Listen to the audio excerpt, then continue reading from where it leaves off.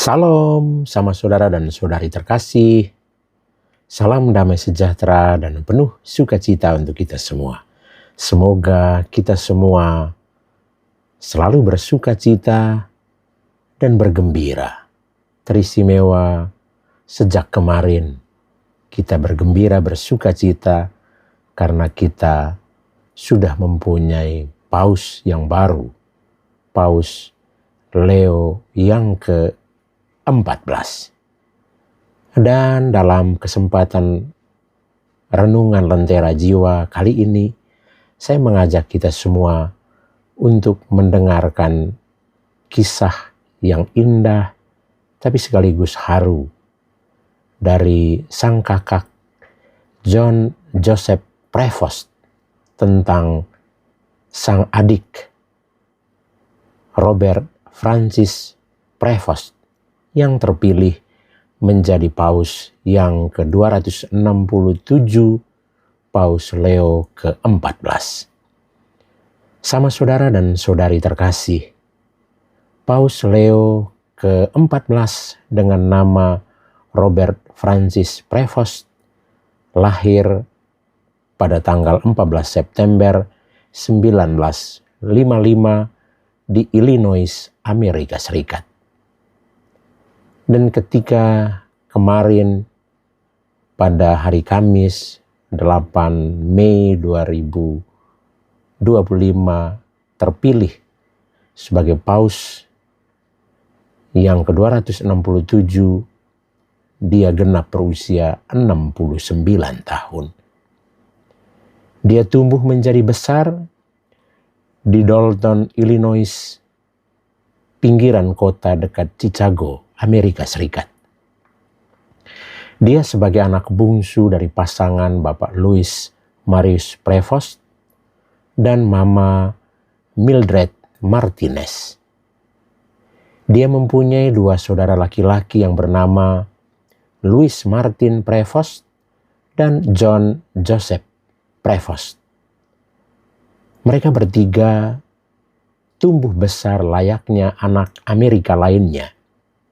Tapi Robert sendiri yang menjadi bungsu di antara kakak-kakaknya itu selalu mengarahkan pandangannya ke gereja. Ketika pada proses konklav pada hari Kamis 8 Mei 2025, Robert Francis Prevost terpilih sebagai paus ke-267 pengganti Paus Fransiskus, keluarga tentu sangat berbangga, berbahagia. Sang kakak John Joseph Prevost berbagi kisah haru dan indah serta harapannya atas terpilihnya sang adik Robert Francis Prevost sebagai paus dengan nama Paus Leo ke-14. Sang kakak John Joseph Prevost berkisah sebagai berikut. Hari itu aku lagi duduk santai baca buku. Tiba-tiba ada pesan yang masuk. Ada asap putih dari Vatikan. Aku langsung lompat dari kursi dan segera nyalain TV. Waktu itu belum diumumkan siapa yang terpilih. Tapi entah kenapa, hatiku bilang, ini dia, ini saudaraku. Tidak lama kemudian, layar TV menyorot balkon Vatikan. Tirai mulai bergerak. Aku telepon keponakanku. Kami akhirnya sama-sama menonton. Dan ketika nama itu disebut Leo ke-14, aku langsung teriak. Itu dia, itu saudaraku.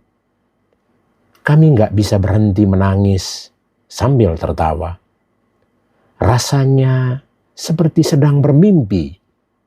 Bayangkan saja, kami orang kecil dari gang kecil di Chicago Selatan, anak lelaki biasa, sekarang dunia mengenalnya sebagai Paus Leo ke-14.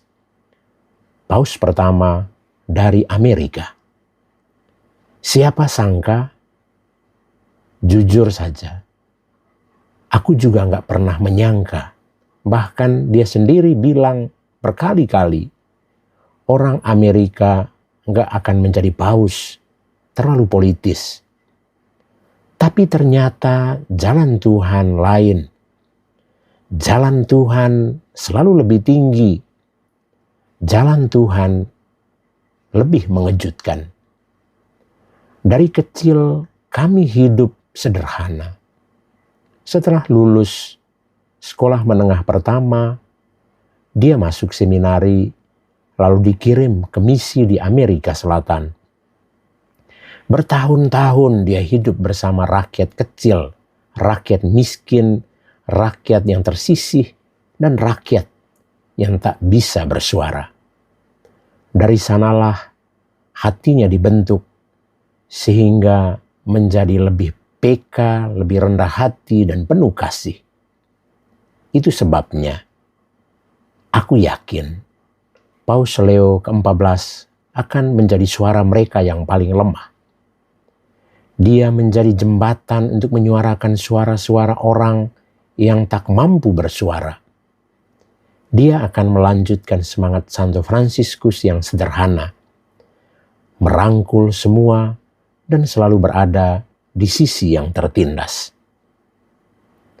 Ada satu hal yang sampai sekarang bikin merinding, yakni waktu dia masih kelas 1 SD atau kelas 1 sekolah dasar, ada ibu-ibu tetangga yang bilang begini, anak itu nanti jadi paus dari Amerika. Kita semua cuma bisa ketawa waktu itu.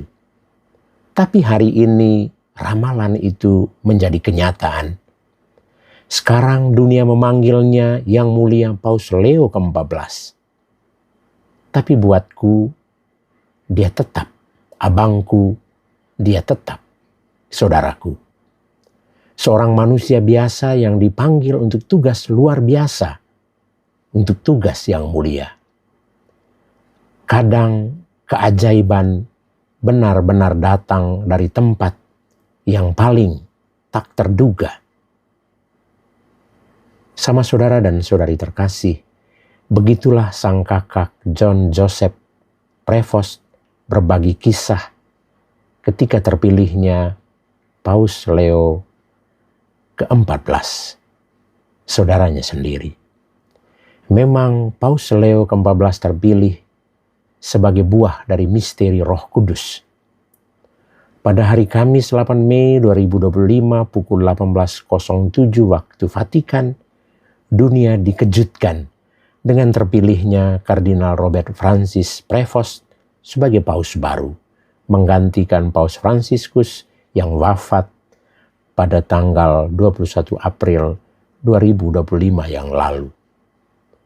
Paus Leo ke-14 terpilih dalam proses konklav yang terbilang cepat, namun tetap dilaksanakan dalam proses yang sangat rahasia dan tertutup.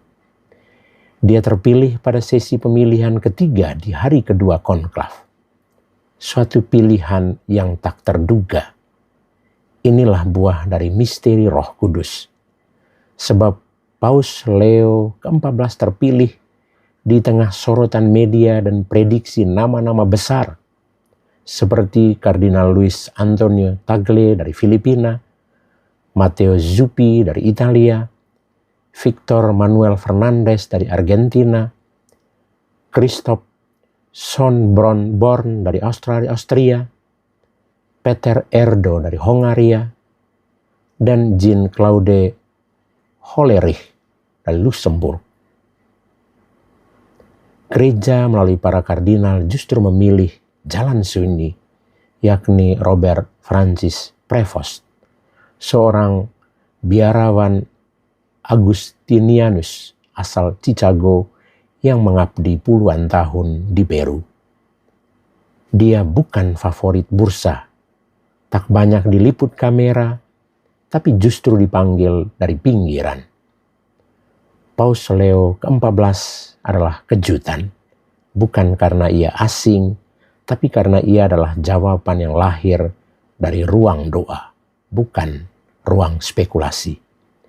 Konklav sekali lagi membuktikan dirinya sebuah misteri yang digerakkan oleh Roh Kudus. Paus Leo ke-14 memilih moto kepausannya In Illo Uno Unum.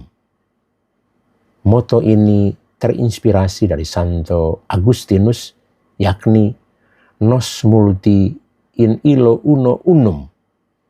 Sekalipun kita banyak dan beragam, dalam satu Kristus kita adalah satu. Paus Leo ke-14 meringkasnya dalam moto In Illo Uno Unum, atau dalam satu Kristus kita adalah satu.